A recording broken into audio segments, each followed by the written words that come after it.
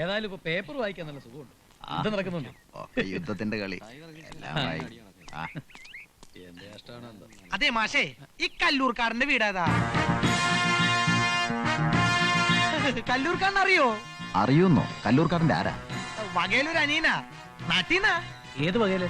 വകയിൽ എന്ന് പറഞ്ഞാൽ കല്ലൂർക്കാരന്റെ പെങ്ങളുടെ മോന്റെ മോളായിട്ട് വരും. അനിയൻ. അനിയൻ. എന്താ പേര്? സത്യനാരായണൻ. ബ്രാഹ്മണനാ, സംശയിക്കണ്ട. ശുദ്ധ ബ്രാഹ്മണൻ. അച്ഛന്റെ അതേ കളറാ, ഗ്യാരണ്ടി കളറേ.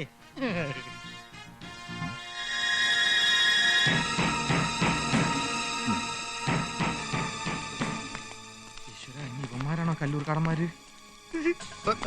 അയ്യോ, ഞാൻ കല്ലൂർക്കാരന്റെ ആരുമല്ല.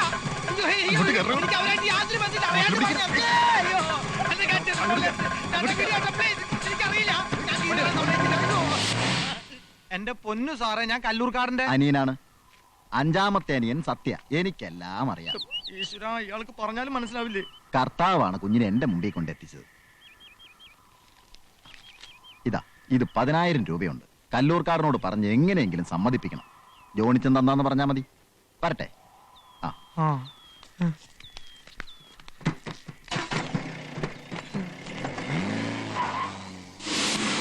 പ്രിയപ്പെട്ട അമ്മയ്ക്ക്, എനിക്കിവിടെ കല്ലൂർക്കാടൻ കമ്പനി ജോലി കിട്ടി. ദിവസവും 10,000 രൂപയാണ് ശമ്പളം. അത് ചിലപ്പോൾ 15 ആകാം, 20 ആകാം. ഇക്കണക്കിന് പോയാൽ അടുത്ത് തന്നെ ഞാനൊരു കോടീശ്വരനായി തീരും. ഇവിടെയുള്ളവർക്ക് എല്ലാവർക്കും എന്നെ ഭയങ്കര ബഹുമാനമാണ്. ദിവസവും 3-4 പേരെങ്കിലും എൻ്റെ കാല് പിടിക്കാറുണ്ട്. കല്ലൂർക്കാടൻ മുതലാളിയെ ഞാൻ ഇതുവരെ നേരിൽ കണ്ടിട്ടില്ല. അങ്ങനെ കാണുന്നൊരവസ്ഥയെക്കുറിച്ച് ഓർക്കുമ്പോൾ എൻ്റെ നാഡീവ്യൂഹം സ്തംഭിക്കുന്നു.